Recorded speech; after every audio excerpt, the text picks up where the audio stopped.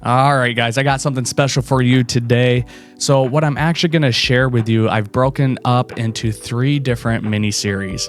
And the reason I did this is because there's going to be a lot of information, and this is something I've actually never done before. So what I'm going to be sharing with you is a workshop that we did with a community of capital raisers. These people are raising millions of dollars, and they're just looking to implement systems and get things in place to help that process go smoother and reduce some of that friction.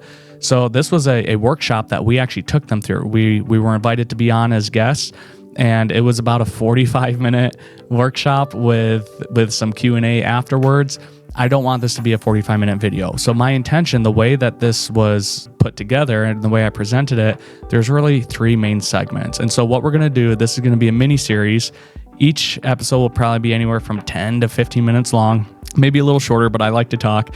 So each one is going to be focused on one of these segments, and you'll see how they all flow together. So if this is the first video that you're watching, good, stay here. If you came in on one of the second episodes or part 3, then make sure that you come back and watch this as well. So let's jump into it. So to start, the 3 things that we're really going to be covering over these next few minutes together, I like to refer to as 3 undeniable truths. And these are things that I've come to realize through raising capital myself and working with people that have raised capital from others. So number 1, everything you do is either building trust or it's breaking it. And once you understand this concept, you show up differently and you do things maybe a little differently than you did before. So we're going to dive deeper into that. That's what this first episode of this mini series is going to be focused on.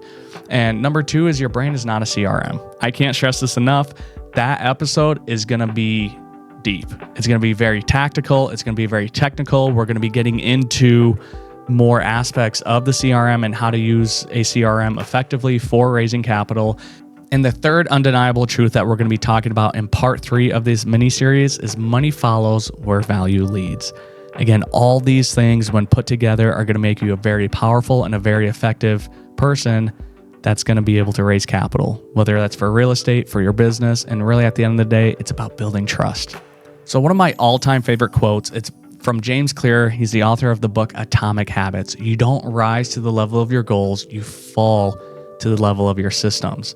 Now, I don't come from a sales background. I don't come from real estate. I was actually a registered nurse, and I transitioned into real estate, into raising capital, and we've since raised millions of dollars, and it wasn't always easy. And to be completely honest, it still isn't, right? But when you have a good system in place, it makes it more manageable. And so this quote, you don't rise to the level of your goals, you fall to the level of your systems. This is something when I read it a few years ago, we just really internalized, and it's no different for raising capital. When it comes to raising capital, again, it's about building relationships. And if you know where people are at and you're moving them through that process and you have a system behind it, it can be much more predictable and less scary. So let's talk about this for a minute. Let's talk a little bit about the difference between a system and a process. Now, a lot of us have heard of this before, but we may not fully understand or comprehend the difference between a system and a process. Now, I just shared with you, I came from the medical field, so this is one of the best examples I can think of, one of the best metaphors to help you visualize this, okay? Your body is a system. Your body is an entire system made up of smaller processes. Processes are things that have a specific focus, a specific goal, and accomplish a specific task. So the body is a system. Then if you think about all the parts within, the brain, your heart, your lungs, those are different processes. So when it comes to businesses, when it comes to raising capital, it's no different. No, it's a living organism that you have to continue to take care of. And I mean, with your body, if you're not working out, if you're not eating healthy, it's going to get worn out. It's going to break down. Your business is no different. So understanding the system and then how processes feed into that and how one can't function properly without the other, hopefully at this point, you're starting to understand a little bit more about the difference between a system and a process. And for this video, we're going to be talking more about systems and processes as it relates to raising capital. But we need to understand these concepts first because it allows us, our minds, to open up to be able to understand why we do certain things that we do within the CRM and we can get more tactical and technical in that sense. So hopefully this is helpful for you. Hopefully this helps you understand the difference between a system and a process. So shifting gears just a little bit, I've asked this question to groups on live stages and virtual workshops, and I'd say about 75-80% of the people are on the same page with it. And then the others have different thoughts and ideas. So I want to pose this to you. What's an investor's number one fear? When you really think about it, when you really think about and put yourself in that investor's shoes, and maybe you've invested yourself personally, what is an investor's number one fear? And the reality is it's losing their money.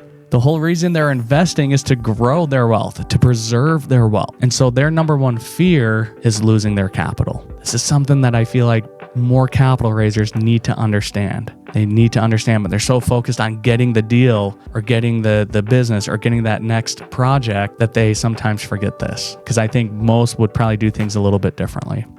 So another question I want to pose, what do all investors need to have before they invest? What's the one thing, I don't care who the investor is, what's the one thing that they need to have before they invest? Now with this question, the responses vary quite more broadly, right? They vary quite a bit more. So I'm just curious, think to yourself, what do all investors need to have before they invest? I've put a lot of time and thought into this. I really, really have. And every path that I took my mind down all came back to one thing.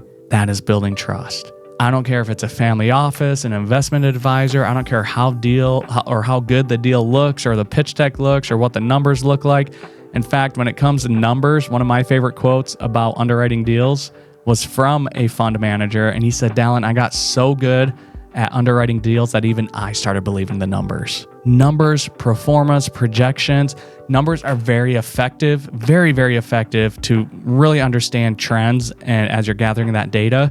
But when it comes to pro forma and projections, it's our best guess, right? And you can be conservative, you can be careful as you're going about underwriting these deals. But at the end of the day, what it really comes down to, if an investor is going to say yes in your deal, it's going to be because of that trust that they have in you. That's really what it comes down to. So I want to flip the script on this a little bit, okay?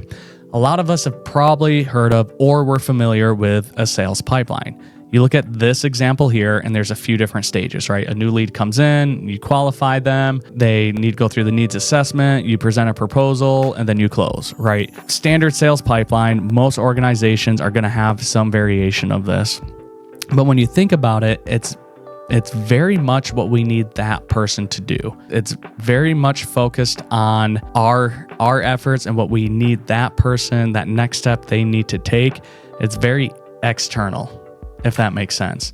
So as I was thinking about this, and we've already talked about number one, investors' fear is losing capital. And then what does every investor need before they invest? And it's trust. It got me thinking about this. So we've actually flipped the script on this and just reframed it in our minds and in our team's minds in a way that helps us show up differently. So what I want you to do is actually forget about sales pipeline. You'll be amazed at what happens as you reframe your mindset and reword this and focus on the trust timeline versus a sales pipeline. So this wraps up the first video to this mini series. Part 2, we're really going to be focusing in on how your brain is not a CRM. That's going to be very tactical and technical. The whole purpose of this video was to help you understand some of these concepts because you'll see how it flows right into this. So we'll catch you on the next video.